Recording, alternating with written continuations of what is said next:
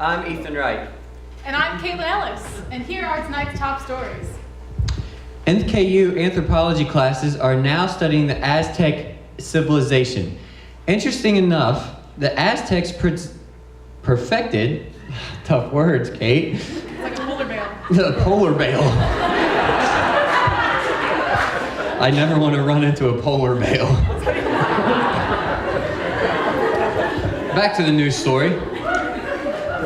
The Aztecs perfected the art of cutting out human hearts in as little as 6 seconds. Count Anyone? Heart gone. This was captured, said on the social media trendy Aztecs did, "Do it for the vine, yeah, do it for the vine." 6 seconds. Campus construction workers labored for days to replant the dead trees along the Loch Norse sidewalk because it makes perfect sense to replant trees that had died from the 2014 polar vortex just in time to be killed again by the 2015 polar vortex. NKU at its finest! Yes. Norse up. Snapchat, a popular app among teenagers, has just introduced a new feature in which users can send cash inside the app. Let's review one of the most obvious uses for this new feature. Collecting ransom money. Exhibit A.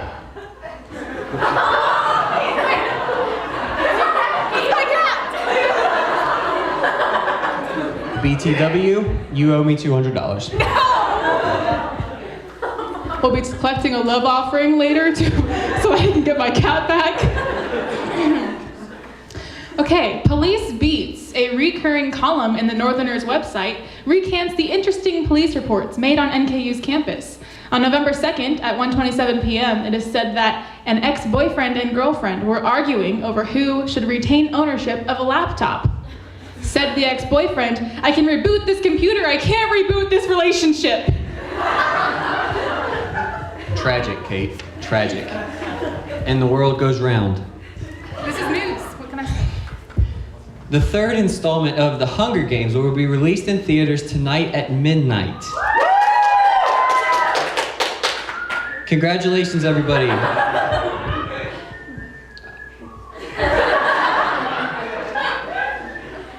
Congratulations on cheering for a video that shows the murder of innocent children. Good job. I hope you're proud of yourself. In an E! News interview, Liam Hemsworth, who plays Gale in the popular series, joked about how his co-star Jennifer Lawrence would always eat tuna fish before their kissing scenes. When asked about his kissing scene eating habits, Hemsworth replied, "After Josh and Jen's kissing scene, I actually did have a bit of a craving for some poison berries." Can you say psycho? And now for our next segment, Grind My Gears. You know what really grinds my gears, Ethan? What is it, Kate? Tuesday, Thursday classes from 10:50 to 12:05. I hear you. Why is that, Kate? Well, they always seem longer than other classes because they begin in 1 hour, happen in another hour, and end in a third hour. Preach. And you know what? You go from that awkward transition of, I might be able to eat, to right around 12, you're looking at your fingers and you're thinking, how much different could this really taste from chicken fingers? Exactly. And 10:50 is too early for it to be worth using a meal swipe. And by 12:05, you can't fill up on 2 meal swipes. Exactly. Right. And also, 12:05 isn't even early enough to use a meal swipe at Einstein's. You have to wait another 55 minutes if you want to get something decent. It's ridiculous! You know what else is awful about Tuesday, Thursday, 10:50 class? What is it?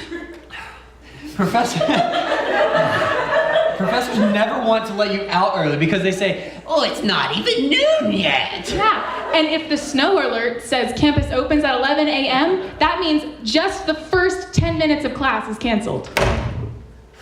All right, it's time to calm down. It's time to calm down a little bit. So now our feature story of the night. You're about to go back for Thanksgiving. I'll take the mic now. Thank you, Kate. You're about to go back to Thanksgiving, which means that you will be faced with those questions that we will inevitably be asked as college students. To help you with those questions and give you tips, we've brought in Nervous Billy from your public speaking class. Nervous Billy.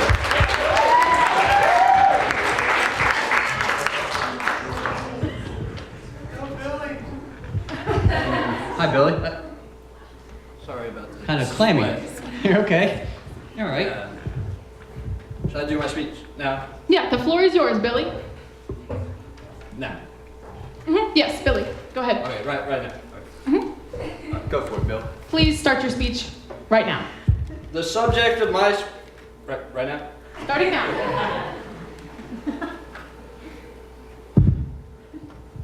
The subject of my speech is how to survive the dreaded questions that your relatives ask you at Thanksgiving dinner. One sentence down, 37 to go. Hey, you're doing great, Billy. You're doing great. So you're not helping. Sip it. But I was just... Seriously, sip it.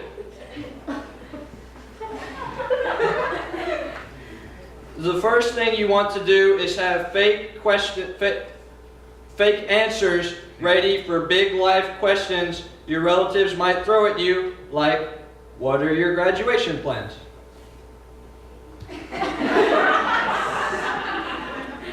A simple, I've got a few local companies I'm looking to apply for goes over a lot better than the honest answer of, you know, not really. I'm in a major that has no career perspectives. The hiring field is down. I got fired from my part-time job at Wendy's, and no one's going to hire me because I'm an adult who still goes by Billy. Yeah, but I mean, I don't really have to worry about that one because I already know what I'm gonna do. And I've already got my dream job. Seriously, stop. Sorry, Billy.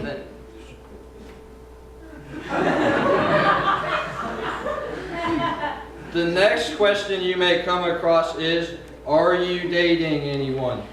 My advice is to play this off with a joke, like, girls are too much drama to date. This works better than the honest answer. Geez, can you leave me alone? Grandma? I'm 18 and have never had a real relationship. Stop implying that I am worthless without love. I'm desperate, strange, and get nervous around women. Again, the name Billy is already a disadvantage. I'm going to rot away alone with nothing to care for. Except my various Pokemon. Does that answer your question? Grandma. Again, that's not really a problem for me because I'm in a serious relationship. And I'm already engaged, so...